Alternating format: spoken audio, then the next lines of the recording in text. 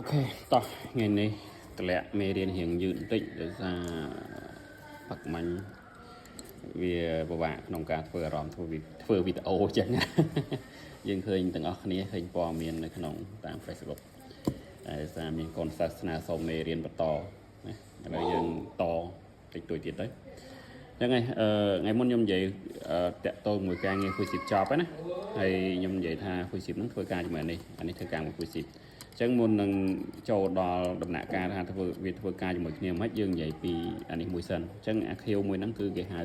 Varister ហើយឈ្មោះពេញវាគឺ Metal Oxide Varister អក្សរកាត់វា MOV ចឹងណាចឹងនៅលើ label នៅលើ board គេតែងតែសរសេរភាគច្រើនគេដាក់វាគឺ ZNR នេះ ZNR ឬក៏ RV ឬក៏ MOV អញ្ចឹងណា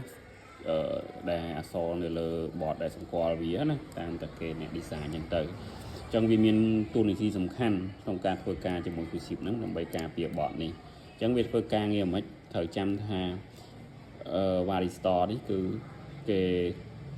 ធ្វើការនៅពេល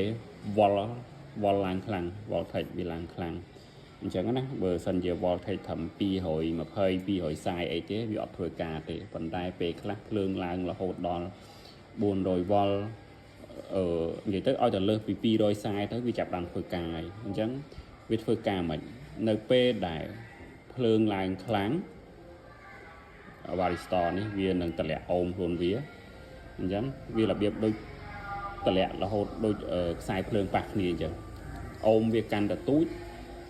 វានឹងអំពែកាន់តែខ្ពស់អញ្ចឹងណាអាហ្នឹងអញ្ចឹងវាឡើងពេលដែលឡើងភ្លើងខ្លាំងហ្នឹងឡើងពេលណាឡើងភ្លើងខ្លាំងឡើងពេលដែលភ្លើងដាច់ហើយបើកមកវិញអាហ្នឹងក៏អាចឡើងភ្លើងខ្លាំងឬក៏ពេលភ្លើងអត់ដាច់ទេតែខាង EDC ខាងភ្លើងគេដូរ switch ដូរកាប៊ីនណាកាច់ដូរកាប៊ីនដូរប្រែតអញ្ចឹងទៅ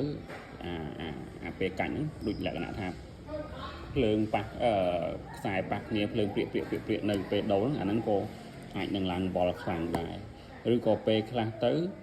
ផ្ទះបាញ់ក្បែរបកគោភ្លើងផ្ទះបាញ់ក្បែរខ្សែភ្លើងអាហ្នឹងក៏អាចមានចរន្តភ្លើងហូរចូលតាមខ្សែភ្លើងហ្នឹងក៏អាចឲ្យភ្លើងឡើងខ្លាំងដែរអញ្ចឹង Varistor ហ្នឹងឬក៏ខ្ញុំហៅថា MOV ហ្នឹងគឺវាធ្វើការពេលហ្នឹងគឺវាធ្វើការពេលដែល